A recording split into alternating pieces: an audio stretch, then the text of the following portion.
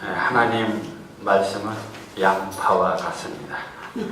양파는 벗기면 벗길수록 투명하고 신비롭고 오묘합니다. 말씀도 그렇습니다. 특히 비유로 가득한 시편을 읽는다면 더욱 말씀이 신비롭고 오묘하고 달콤하고 은혜로 충만하게 됩니다. 주의 말씀의 맛이 내게 어찌 그리 단지요 내 입에 꿀보다 더 다니이다. 시편 119편의 말씀입니다. 시편 기자들은 말씀의 감동을 그렇게 노래했는데 3000년이 지난 지금 오늘에도 말씀을 읽으면 여전히 꿀보다 더 다르니 도대체 이게 무슨 기적입니까? 모든 것은 변한다 했습니다. 불가에서는 재행무상이라 해서 불변한 것에 대한 집착을 버리라고 했습니다. 구약의 천도서에서도 솔로몬 왕은 세상의 모든 것이 헛되고 헛되며 헛되고 헛되니 모든 것이 헛되도다 라고 탄식했습니다. 그런데 세상에서 변치 않는 것이 있습니다. 아무리 세월이 변하고 시대가 다르고 인종이 다르고 그래도 변치 않는 것, 그것이 바로 명작이고 고전입니다. 그런데 이 명작이나 고전이라 해도 그것은 인간들이 기록한 문장과 사상이기 때문에 인간적인 감동과 교훈은 있지만 정말 인간의 실존이나 죽음이나 그런 인간의 근원적인 문제를 해결할 수 있는 영적 구원의 메시지가 될 수 없습니다. 왜냐하면 그것은 인간의 기록이기 때문에 그렇습니다. 그러나 성경은 바로 하나님이 말씀하신 것을 성령의 역사심으로 기록한 영적인 문장이기 때문에 인간적인 감동이나 교훈의 차원을 넘어 읽을 때마다 살아계신 하나님의 놀라운 역사가 일어나는 정말 영적인 언어, 신의 언어가 됩니다. 그러게 명작과 고전과 성경은 차원이 다릅니다.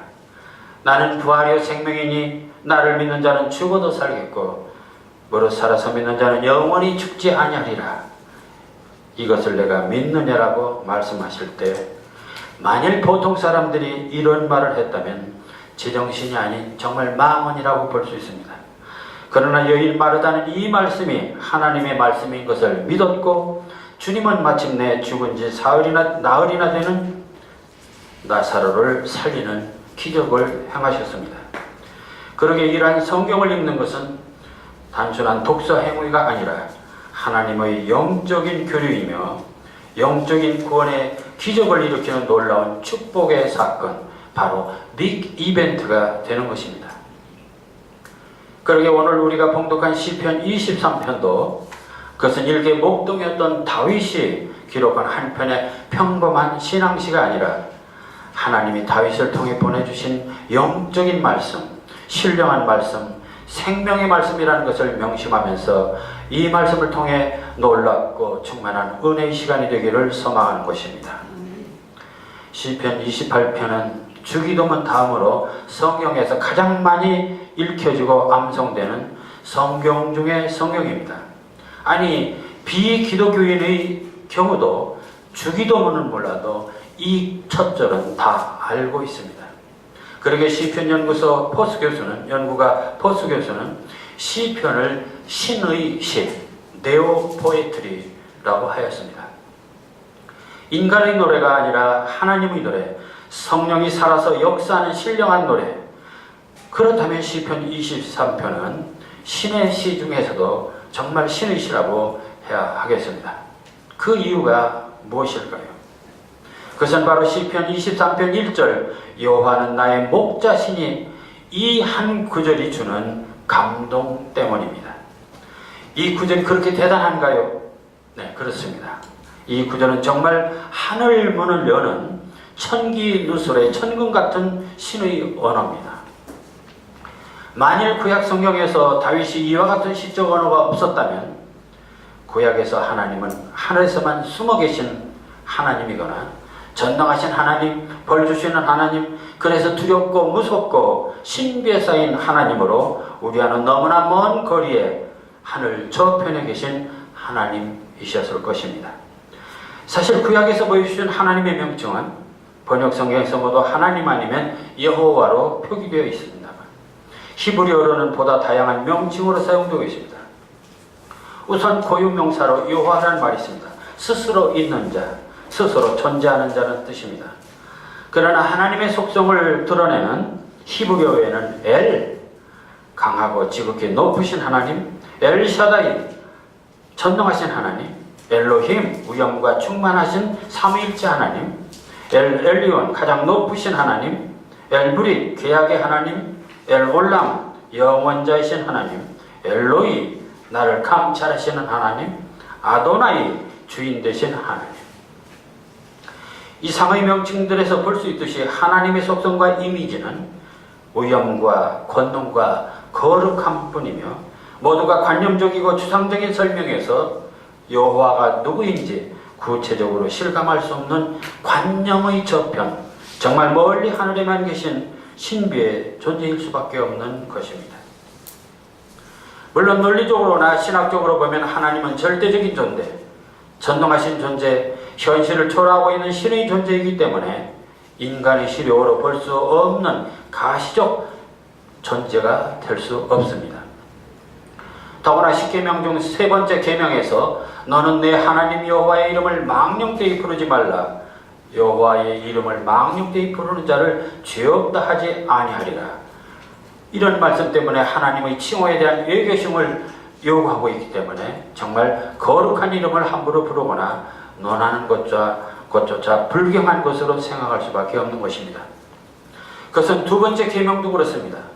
너를 위하여 새긴 우상을 만들지 말고 또 위로 하늘에 있는 것이나 땅에 있는 것이나 땅 아래 물속에 있는 것 그 어떤 형상도 만들지 말라.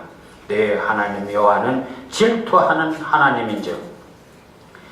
이런 언명은 하나님이 어떤 존재인가를 감히 다른 이미지나 상징으로 상상하는 것은 매우 불경할 수 있다는 두려움을 갖게 합니다. 그러나 시인 다윗의 생각은 달랐습니다.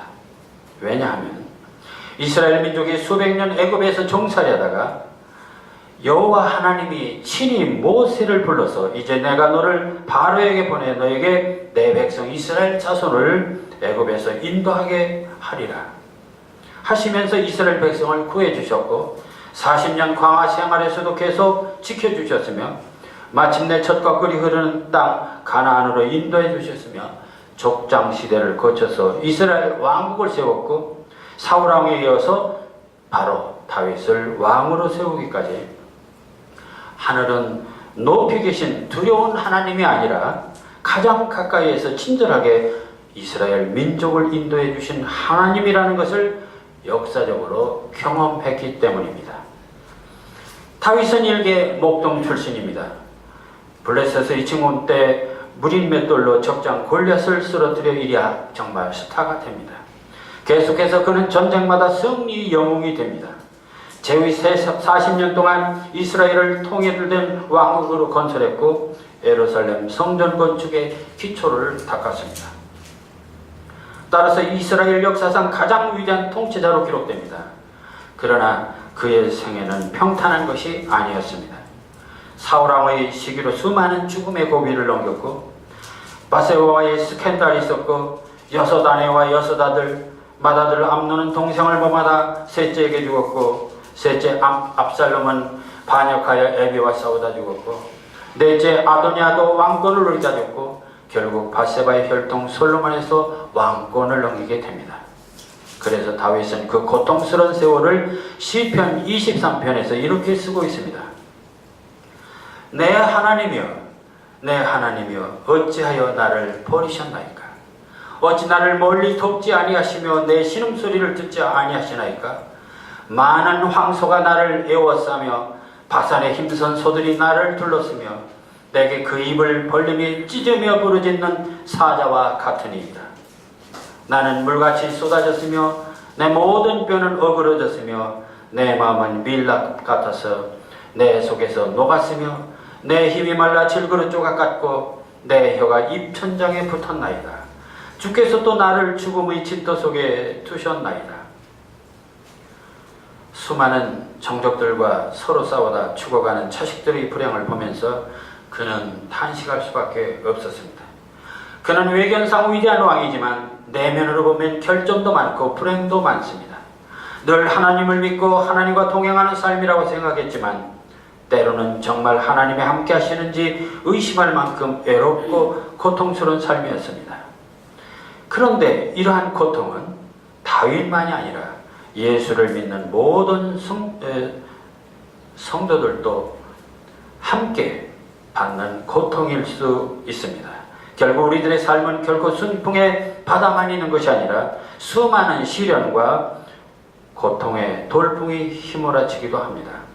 그래서 정말 주님은 계신지 나와 함께 하시는지 원망하고 탄식할 때도 많습니다. 그래서 많은 사람들이 과연 신은 있는가? 신은 죽었다 라는 그런 부정적인 말을 하기도 하는 것입니다.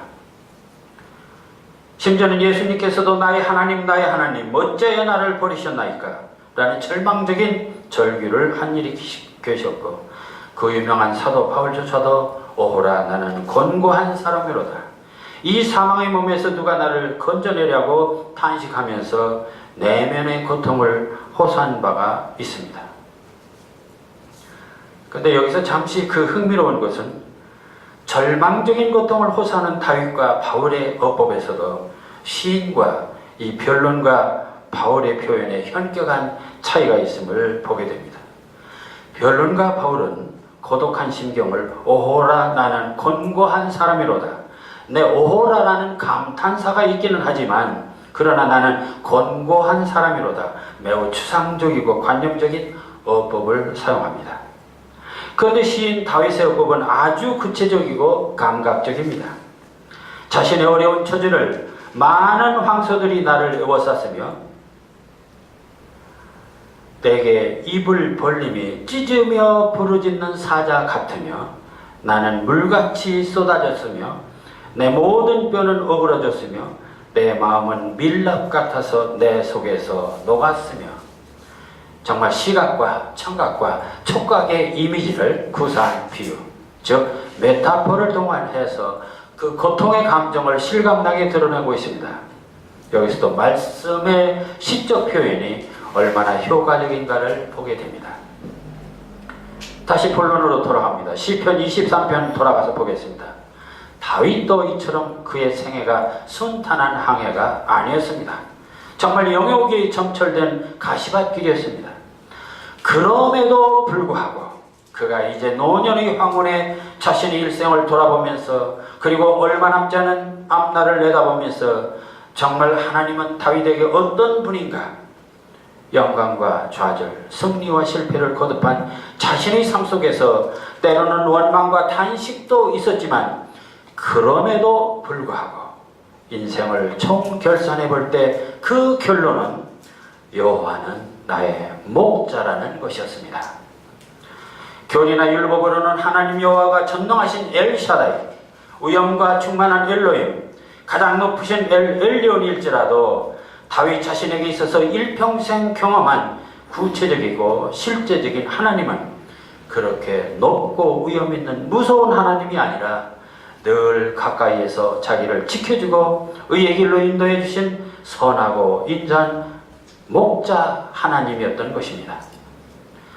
그것도 목자 같은 치유의 하나님이 아니라 하나님은 바로 목자라는 은유의 하나님, 하나님이 그걸 목자라는 것이 자신의 생생한 삶에서 체험한 바로 확신이고 바로 다윗의 믿음이었습니다. 그는 이 시에서 우리라고 하는 복수를 전혀 쓰지 않았습니다. 모세의 율법인 토라를 인용하지도 않았습니다.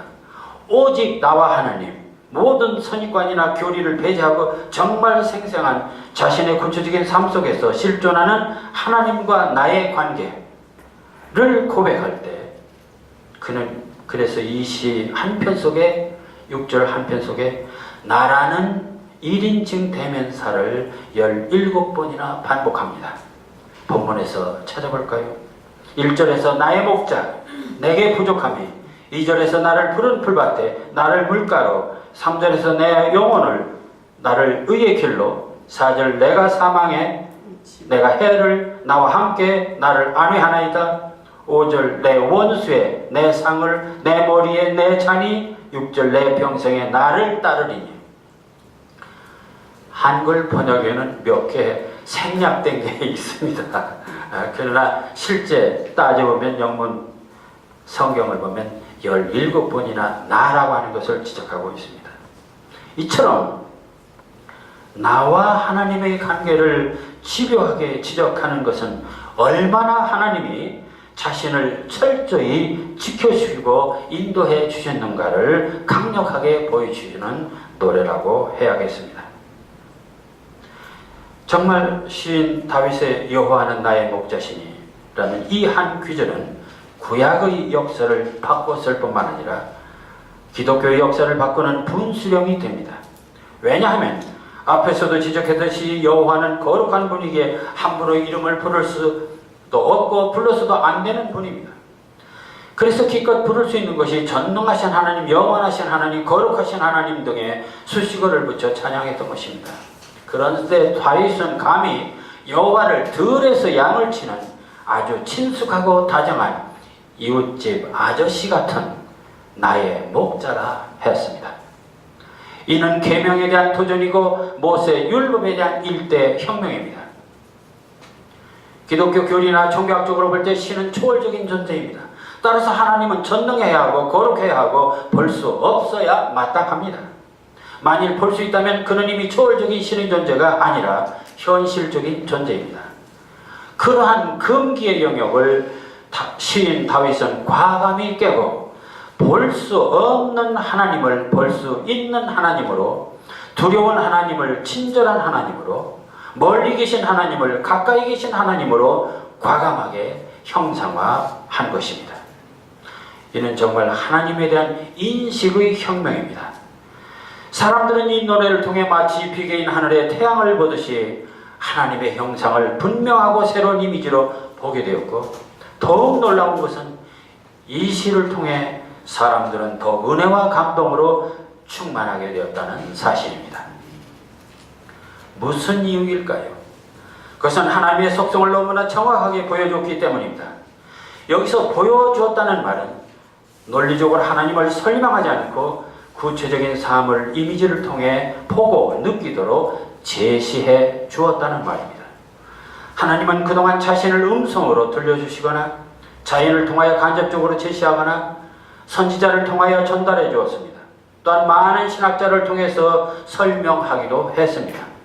그러나 구약의 역사 속에서 다윗의 시 23편만큼 하나님을 정확하게 보여주지 못했습니다. 여호와를 목자라고 한다면 나는 양이 됩니다.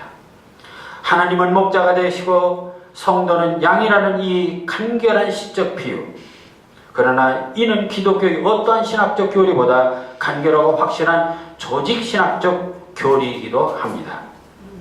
그런데 목자라고 해서 모두 선한 것은 아닙니다. 사건 목자도 있고 목자를 사칭하는 사이비도 있습니다. 그러게 다윗은 자기가 경험한 진정한 목자의 모습을 6행의 시를 통해서 보다 구체적으로 보여줍니다. 다윗은 여호와가 목자인 이유를 한마디로 1절 내게 부족함이 없기 때문이라고 하였습니다. 평생을 경험을 통해 볼 때 일시적인 환난과 궁핍이 있기는 있지만 결과적으로는 늘 하나님은 모든 것을 채워주셨습니다.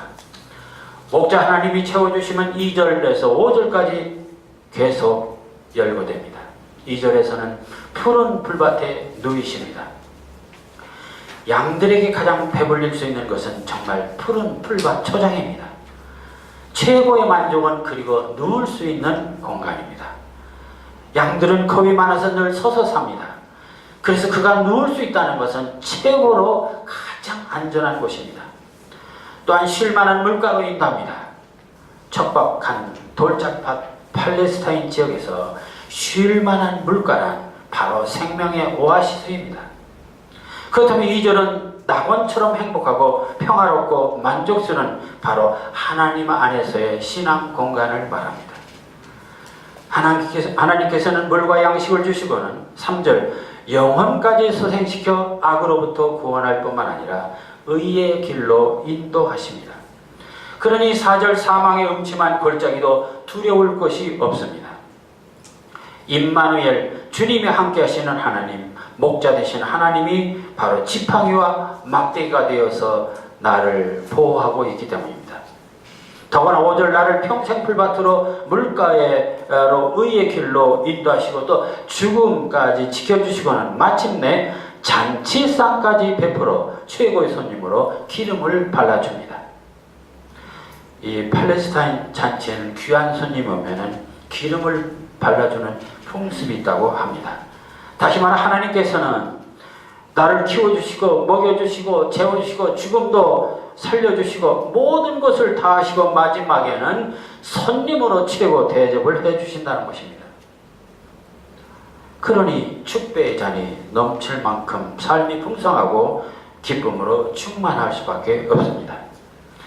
그런데 마지막 6절에서 이러한 목자 하나님 앞에서의 평화와 행복은 지금까지도 그랬을 뿐만 아니라 앞으로 남은 삶도 그럴 것이며 뿐만 아니라 그토록 선하고 인자신 하나님의 은총과 사랑 안에서 나는 죽은 다음에 나는 영원히 살 것이라는 소망과 확신으로 가득 찬 노래를 부르게 됩니다.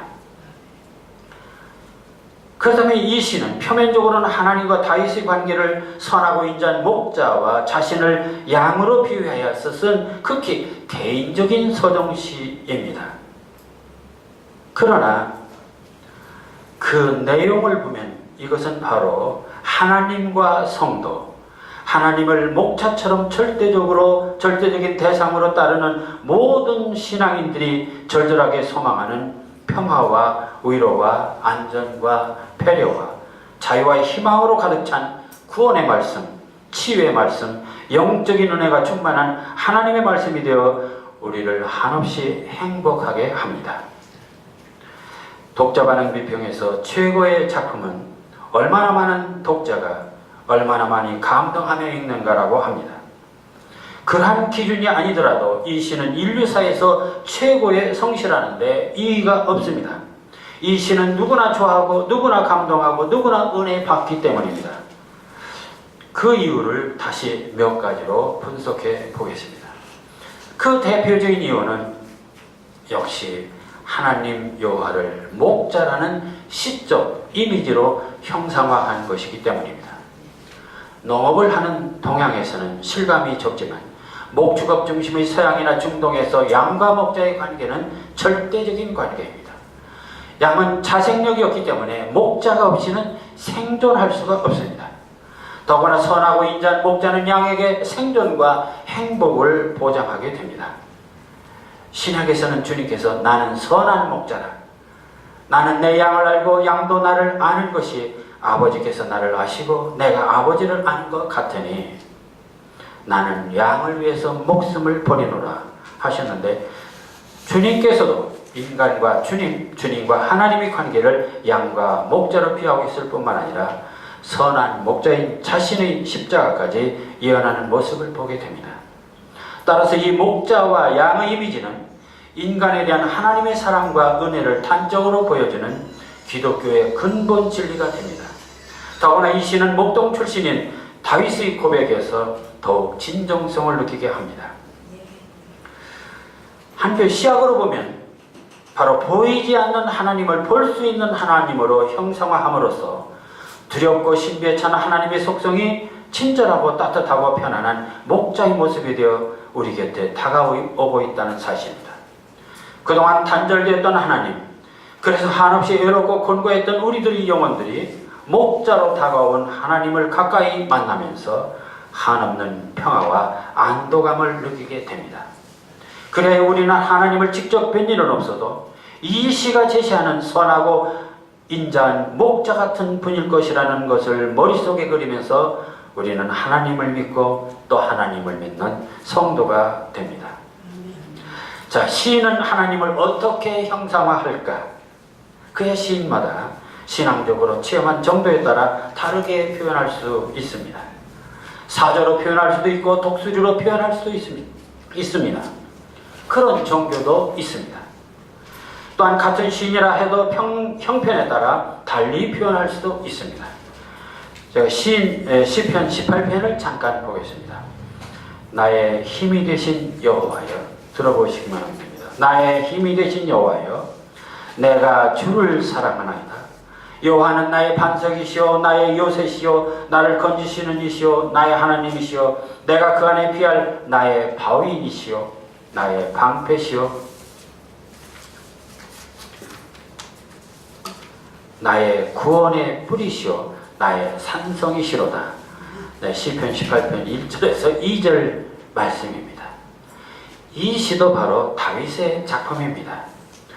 이 시는 다윗이 모든 원수들과 특히 사울의 손에서 벗어남을 노래한 시라고 알려지고 있습니다만, 여기서 여호와의 이미지가 반석, 요새, 바위, 방패, 구원의 뿔, 산성 등으로 표현되어 있어서 하나님은 강하고 안전한 피난처의 이미지가 잘 드러나고 있습니다. 그러나 신학적으로 보면 이미지가 다양하게 분산되어 있어 신앙적으로는 은혜가 있으나 시적 친화력이라고 하는 측면에서는 여호와는 나의 목자라는 이미지와 다르게 느껴지는 것이 사실입니다. 그렇다면 다음 시는 어떻습니까? 바로 김춘수의 나의 하나님을 좀 읽어보겠습니다. 사랑하는 나 하나님, 당신은 늙은 비에다 푸죽간에 걸린 커다란 살점이다. 시인 릴케가 만난 스라브 여인의 마음에 가라앉는 노새 항아리다. 손바닥에 못을 박아 죽일 수도 없고 또 죽지도 않는 사랑하는 나의 하나님, 당신은 또 대낮에도 옷을 벗는 어리디 어린 순결이다. 3월의 젊은 느릅나무 잎새에서 이는 연두빛 바람이다. 네, 많이 알려진 시입니다. 이 시는 바로 김춘수의 나의 하나님 전문입니다. 김춘수 시인이 기독교 신앙인이라는 기록은 없지만 나의 하나님을 제목으로 했다는데 흥미를 느낍니다. 특히 본문에서 사랑하는 나의 하나님을 반복한 것을 보면 하나님에 대한 강한 연민을 보여준다고 하겠습니다. 그런데 하나님에 대한 이미지가 너무 충격적이고 이질적입니다. 이를 일반 시학에서는 낯설음이니 또는 컨시트니 무의미니 하여서 대단히 창조적 상상의 자유나 실험을 논할 수 있습니다. 그러나 신앙시로 또는 명시로는 언급하기에 많은 문제가 있습니다.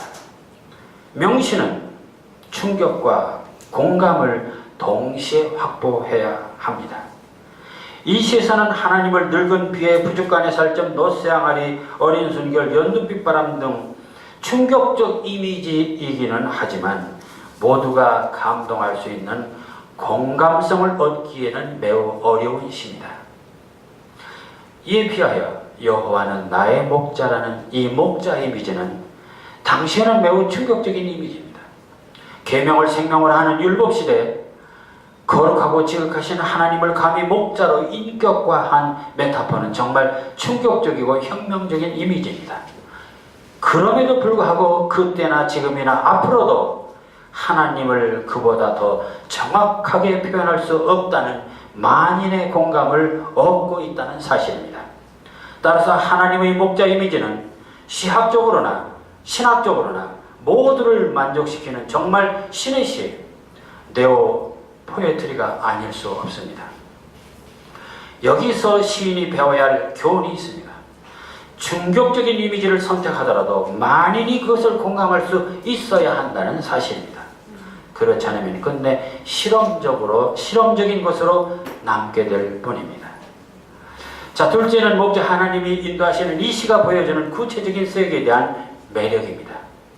목자 대신 하나님은 푸른 저장 쉴만한 물가, 영혼의 소생, 의인의 길, 죽음을 지켜주고 잔치를 베풀고 여호와의 집에 영원히 거하고, 이러한 아이템들은 세파에 지친 인간들이라면, 아니 크리스찬이든 아니든 가진 자나 못 가진 자나 늙은이나 젊은이나 사실 모두가 선망하고 꿈꾸는 아주 보편적이고 이상적인 유토피아 세계입니다. 푸른 초장이 있고 물가가 있고 그리고 선한 목자가 있는 공간, 바로 우리가 꿈꾸는 낙원의 세계입니다. 거기엔 자연이 있고 평화가 있고 생명이 있습니다. 전쟁이나 질병이나 적들의 위험이 없는 안식처, 더구나 거기에 정의가 있고 축제가 있고 풍요가 있고 영원한 생명이 있는 것, 그보다 더 완벽한 낙원이 있을 수 없습니다. 시편 23편은 이처럼 누구에게나 평화가 있습니다. 안전이 있습니다. 생명이 있습니다. 영혼이 있습니다. 그래서 읽으면 행복합니다. 하나님은 선하고 인자한 목자가 되시어 우리를 지켜주고 키워주고 환영해 주시고 거기다가 영원한 삶까지 보장해 주시기 때문입니다. 세 번째로, 그런데 시편 23편은 시학적으로도 완벽합니다. 늘 말씀드립니다만 시의 기본은 리듬과 메타포라 했습니다. 그런데 이 시는 내재적인 리듬으로 잘 구성되어 있습니다. 내재적 리듬이란 단지 음성적 반복이 아니라 의미의 반복, 주제의 반복을 말합니다. 이 시는 첫 행에서 여호와는 나에게 부족함이 없는 목자라는 테마 센텐스를 제시하고 그 주제의 구체적인 사례들을 계속 연구하는 두괄식 형식입니다.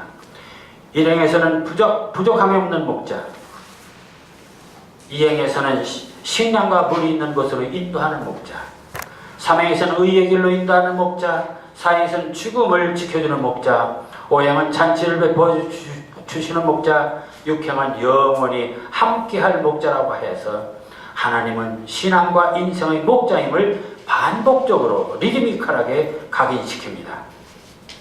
메타포에 있어서도 뛰어납니다.